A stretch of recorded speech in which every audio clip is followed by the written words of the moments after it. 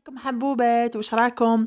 ان شاء الله تكونوا كامل بخير وانتم تشوفوا فيا في نهار اليوم. ان شاء الله الفيديوهات تاعي يكونوا عجبوكم، القصص يكونوا عجبوكم اكثر واكثر. طريقه السرد كيفاش عجبتكم ولا لا قولوا لي في التعليقات ارائكم وانتقاداتكم هكذا باش نحسنوا القناه تاعنا الى الافضل.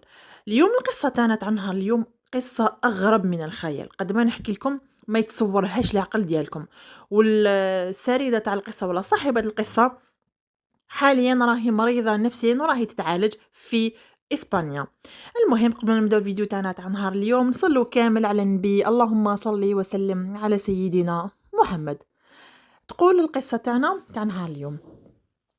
هذا الراجل كاين واحد الراجل واسمه رياض يعيش في دوار من الدوار تاع الغرب الجزائري، يعني حالتهم حالة فقيرة جدًا، حالة كما نقولوا قريب المزرية.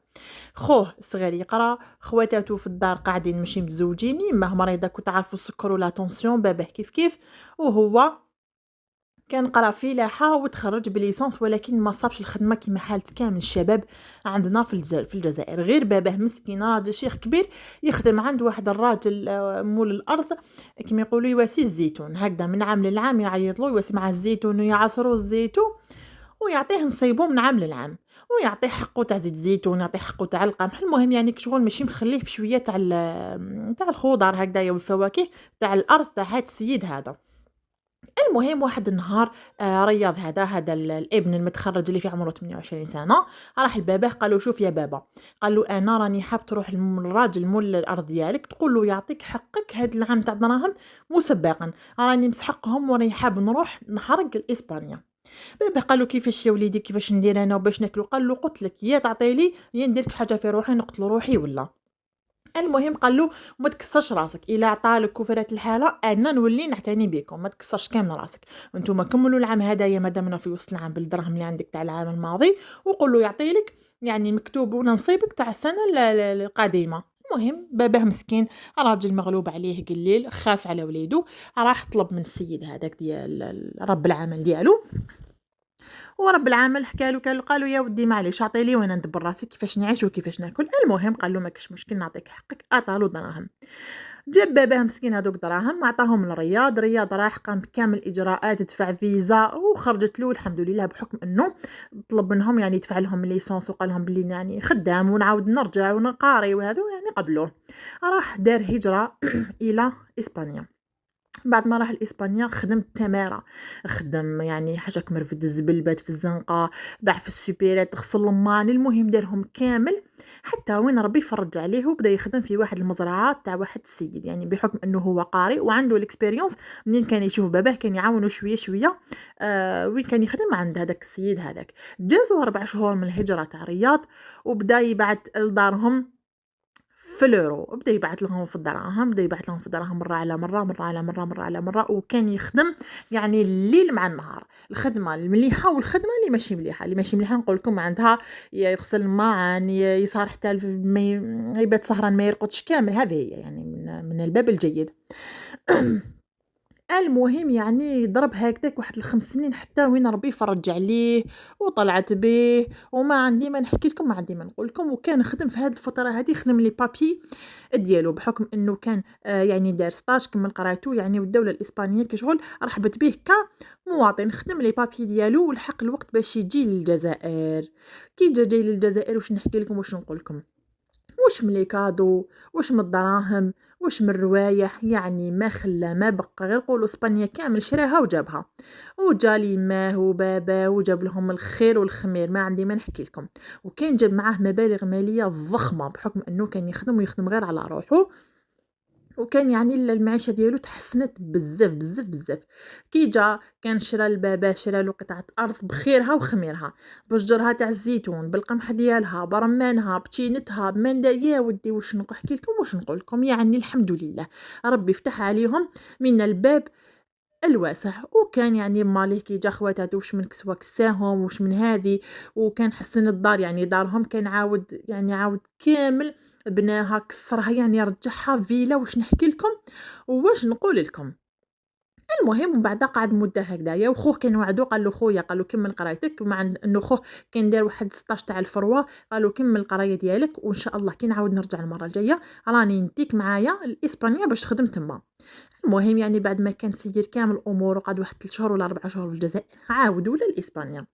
كي عاود ولا لإسبانيا كتب ربي وتلاقى بواحد البنت اللي هي آية في الجمال، شابة، شابة، شابة العين الخضرا والشعر الأصفر. هي أيضًا كانت من ولاية من ولايات الغرب الجزائري، من الدوار تاع الغرب الجزائري يعني من الولايات الداخلية.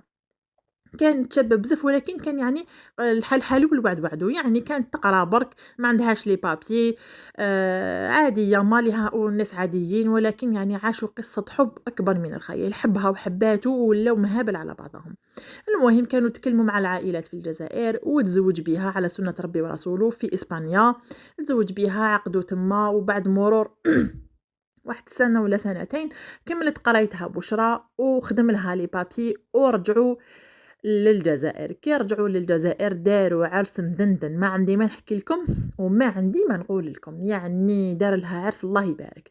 جاو ماليها جاو ماليه ومن بعد مسكين هذا شوفوا هذا رياض نحكي لكم بعض الصفات ديالو، كان كريم كريم كريم كريم بزاف، يعني بحكم المعيشة اللي عايشها يعني حس بالناس.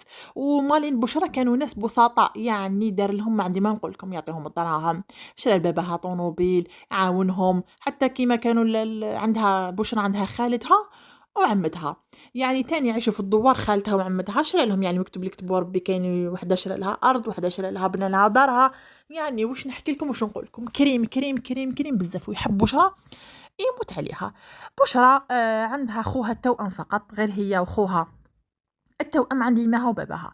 خوها التوأم اسمه يوسف، تاني شوفوا فوتوكوبي تاع بشرى، ما تفرقوش بينه وبين بشرى، عينيه خضورة شعره صفر كيما بشرى. ويوسف هذا كان داير 16 تاع الاستيتيك يعني حلاقة تاع النساء والرجال يعني، ولكن هو متخصص بوكو بلوس في الرجال يعني بيديكور مانيكور هاد الامور تاع الرجال، الامور الحالية راهي كيما يقولوا الرجال راهو قريب يديروا كيما النسا، إيبيلاسيون كيراتين هاد الشي كامل. ويعني بحكم الخدمة ديالو ولا stage ديالو كان مطوّل شعرو، يعني فهمتوني كان مطوّل شعرو ويميل، تقدروا تقولوا عليه يميل تحسبوه حتى تحسبوه 106، ولكن هو ماهوش هذاك النوع، فقط بحكم الstage ديالو l'entourage وين يدور. المهم كان يعني سقّد لهم كامل أمورهم، جاو داروا الدار هنايا، داروا العرس، قعدوا واحد شهر ولا شهرين ومن بعدا يعني خوه كان خدم له لي بابيي في هذيك المدة، كان خدم لي بابيي لخوه وقال له نديك معايا. يعني بعد ما كان سقّد أمور كامل مالين بشرى وكامل، يوسف خوها قال له كان هضر مع ختو بشرى قال لها ماذا بيا أنا تاني يديني كيما خوه لإسبانيا معاكم. قالت له شوف، قالت له أنا غير هو اللي راهو داير لي بابيي وماشي لي بابيي يعني كارت برك تاع الريزيدونس.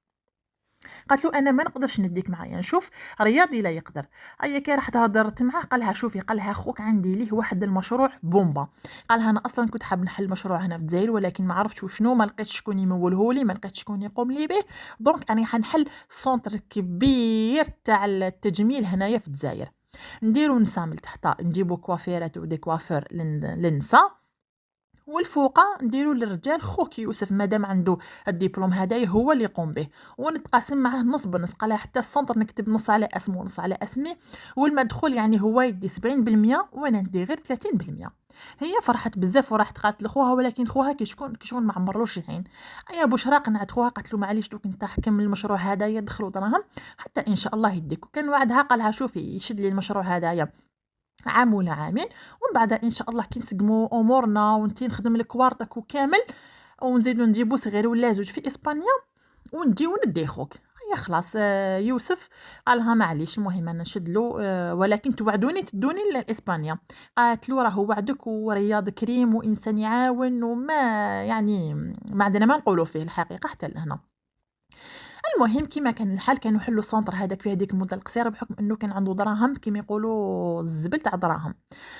حل هذاك المشروع مولو شرا يعني دار كلش وكتب كيما كان الحال، كتب له ليوسف النص تاع المركز هذاك، شرا له طونوبيل ودار نسال تحته ورجل فوقه، ويوسف كان هو المشرف على المركز كامل، هو المشرف الرئيسي على المركز الفوقه تاع رجال، وكانت كوافيره مرا هي المشرفه على تاع نسال تحته.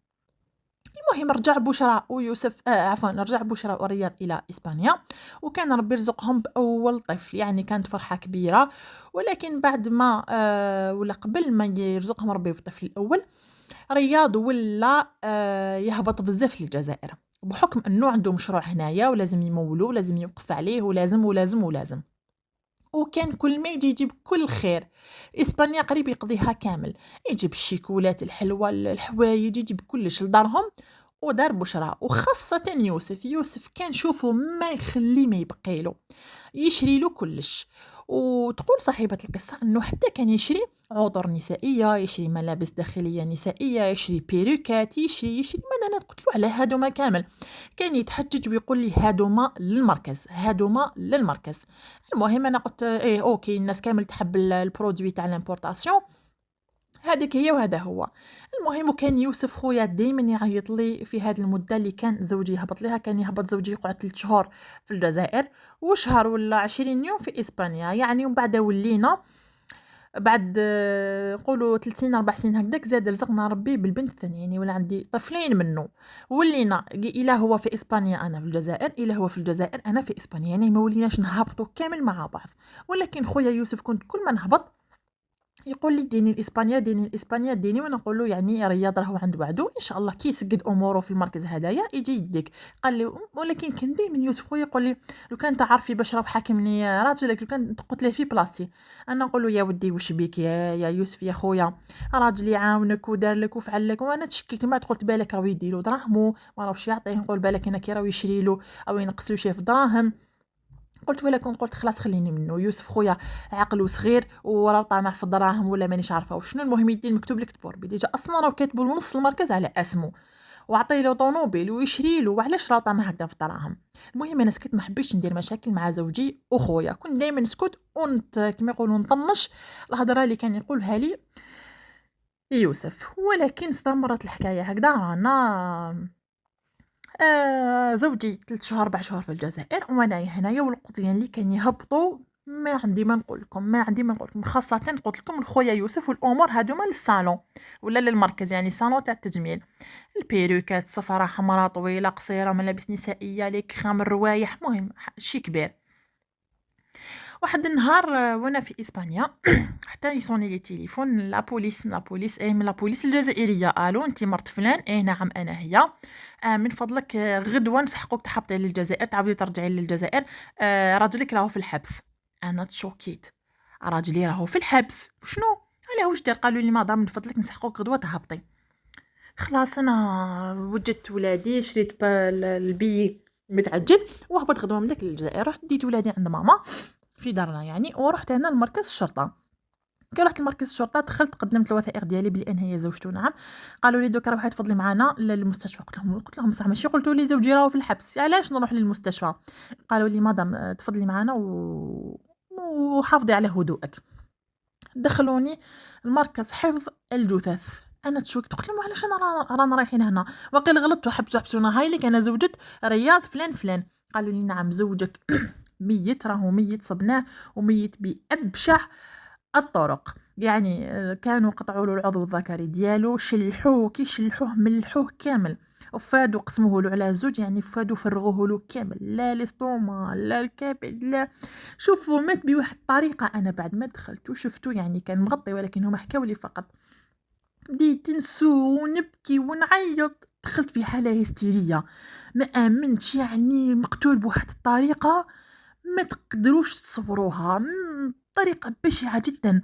انا بديت نسو حتى طحت تغاشيت ونغميت، ما فطنتش حتى في بوست بوليس هما يفطموا فيا.